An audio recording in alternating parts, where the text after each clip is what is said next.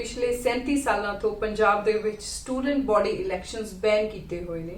पंजाब दे किसी भी कॉलेज या university they which students they election नहीं होंदे। So this video is all about कि स्टूडेंट इलैक्शनस दे बैन क्यों है, ये बैन हटना चाहिए कि नहीं हटना चाहिए, या इनू कौन नहीं हटन देना चाहिए। Let's have a look in this video on history of student elections. Operation blue star 1984 दे विच होया हरमंदर साहब ते उस हमले तो बाद पंजाब दे विच मिलीटेंसी दा दौर चलिया।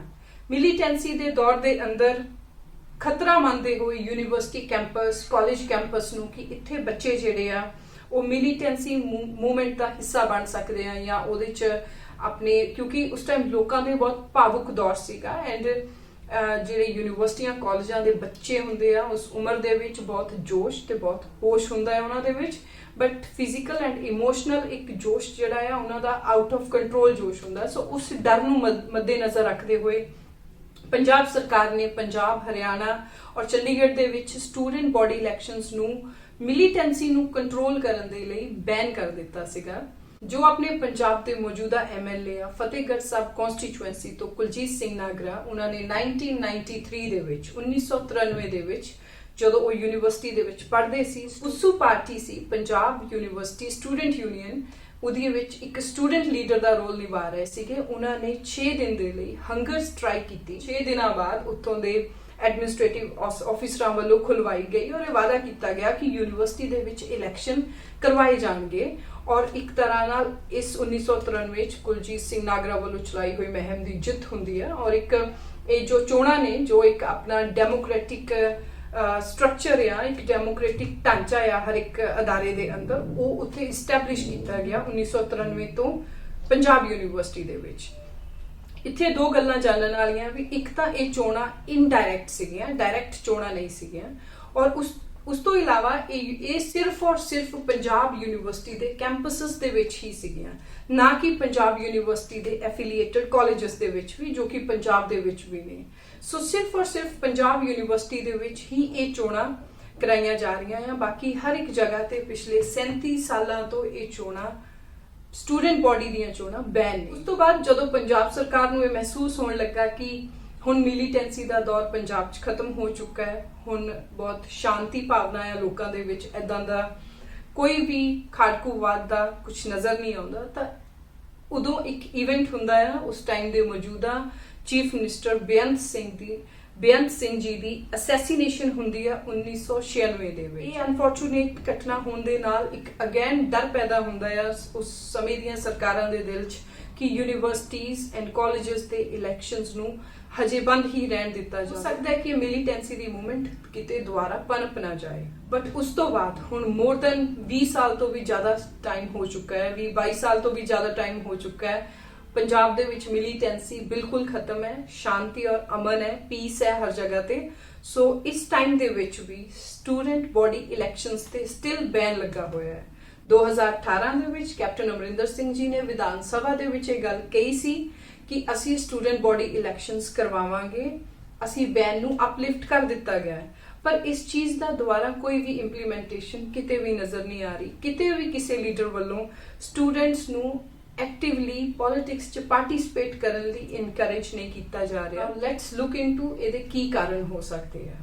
University grant commission that is UGC ਦੇ ਅਕੋਰਡਿੰਗਲੀ ਪੰਜਾਬ ਦੇ ਵਿੱਚ ਇਸ ਟਾਈਮ 31 ਯੂਨੀਵਰਸਿਟੀਜ਼ ਆ, 31 universities are there in Punjab. ਉਹਦੇ ਵਿੱਚੋਂ ਇੱਕ ਸੈਂਟਰਲ ਯੂਨੀਵਰਸਿਟੀ ਹੈ ਤੇ 12 ਸਟੇਟ ਯੂਨੀਵਰਸਿਟੀ ਆ। ਇਸ ਤੋਂ ਇਲਾਵਾ ਬਾਕੀ ਦੀਆਂ ਪ੍ਰਾਈਵੇਟ ਯੂਨੀਵਰਸਿਟੀਜ਼ ਆ, ਪਰ ਸਿਰਫ ਔਰ ਸਿਰਫ ਪੰਜਾਬ ਯੂਨੀਵਰਸਿਟੀ 'ਚ ਹੀ ਇਲੈਕਸ਼ਨ ਕਰਵਾਏ ਜਾਂਦੇ ਆ ਸਟੂਡੈਂਟ ਬॉडी ਇਲੈਕਸ਼ਨਸ, ਬਾਕੀ ਹੋਰ ਕਿਤੇ ਨਹੀਂ।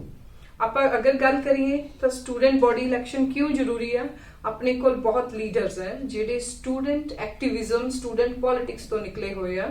ਪੰਜਾਬ ਦੀ ਸਟੂਡੈਂਟ ਪੋਲਿਟਿਕਸ ਚੋਂ ਨਿਕਲੇ ਪ੍ਰੇਮ ਸਿੰਘ ਚੰਦੂਮਾਜਰਾ ਜੀ, ਜੋ ਪਟਿਆਲਾ ਯੂਨੀਵਰਸਿਟੀ ਪੰਜਾਬੀ ਯੂਨੀਵਰਸਿਟੀ ਤੋਂ 1985 ਦੇ ਵਿੱਚ ਉਹ ਸਟੂਡੈਂਟ ਲੀਡਰ ਸੀਗੇ ਔਰ ਉਸ ਤੋਂ ਬਾਅਦ ਹੀ ਜੁਆਇਨ ਸ਼੍ਰੋਮਣੀ ਅਕਾਲੀ ਦਲ। ਇਸ ਤੋਂ ਇਲਾਵਾ ਹੋਰ ਬਹੁਤ ਲੀਡਰ ਆ ਜਿਹੜੇ ਸਟੂਡੈਂਟ ਪੋਲਿਟਿਕਸ ਤੋਂ ਨਿਕਲੇ ਹੋਏ ਆ। ਐਂਡ ਅਗਰ ਆਪਾਂ ਆਲ ਓਵਰ ਇੰਡੀਆ ਲੈਵਲ ਤੇ ਗੱਲ ਕਰੀਏ ਤਾਂ ਇਸ ਟਾਈਮ ਤੇ 2/3 ਆਫ जो अपने सेंटर ਦੇ ਵਿੱਚ ਸਰਕਾਰ ਹੈ ਉਹਦੇ ਵਿੱਚ ਜਿੰਨੇ ਮਿਨਿਸਟਰਸ ਆ 2/3 ABVP ਨਾਲ ਜੁੜੇ ਹੋਏ ਸੀ ਜੋ ਇੱਕ ਸਟੂਡੈਂਟ ਵਿੰਗ ਹੈ। ਕੀ ਕਾਰਨ ਹੋਇਆ ਕਿ ਇਹ ਯੂਨੀਵਰਸਿਟੀਆਂ ਦੇ ਵਿੱਚ ਕਾਲਜਸ ਦੇ ਵਿੱਚ ਸਰਕਾਰ ਹਜੇ ਵੀ ਸਟੂਡੈਂਟ ਇਲੈਕਸ਼ਨਸ ਨੂੰ ਬੈਨ ਕਰਿਆ ਹੋਇਆ ਹੈ ਜਦੋਂ हर पासे पंजाब च पीस शांति अमन है, कोई भी मिलीटेंसी या कोई भी ऐदा दा कारण नहीं लगता।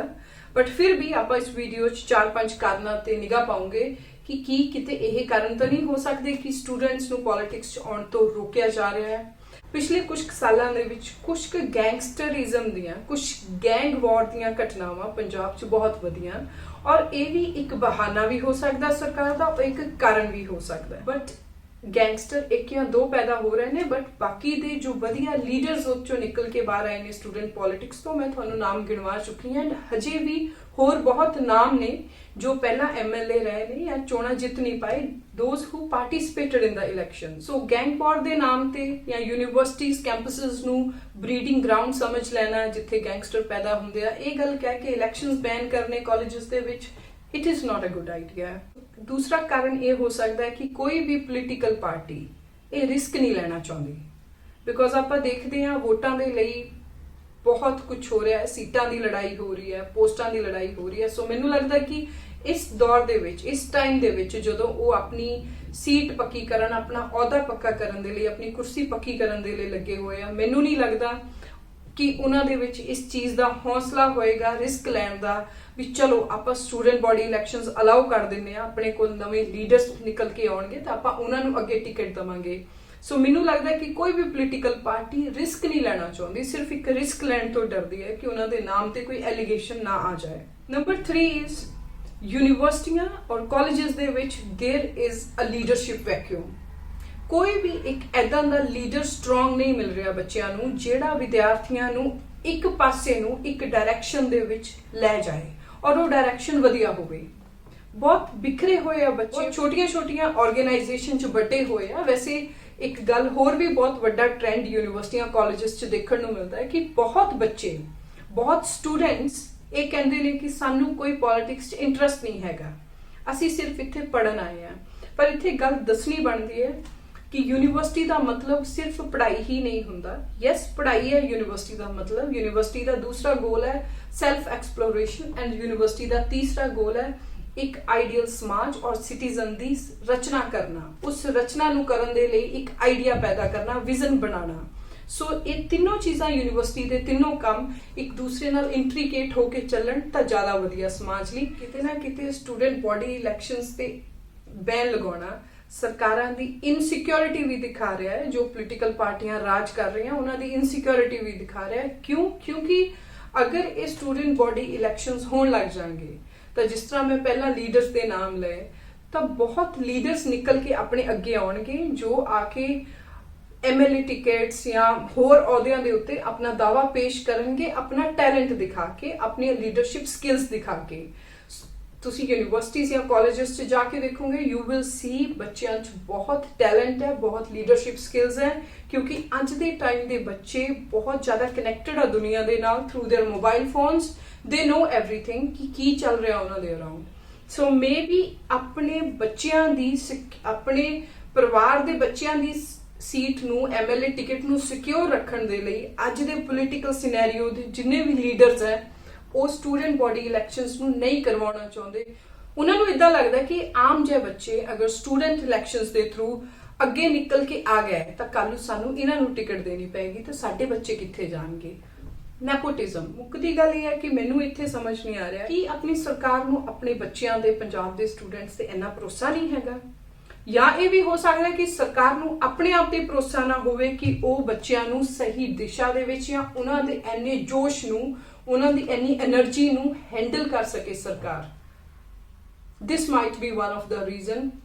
बट 37 सालों तो एक डेमोक्रेटिक प्रोसैस जो स्टूडेंट इलैक्शंस का होना चाहिए, जिथे छोटी उम्र दे विच ही बच्चों नूं वोट दी, डेमोक्रेसी दी, लीडरशिप दी वैल्यू सिखाई जा सके, वो 37 सालों तो बैन पिया पंजाब च।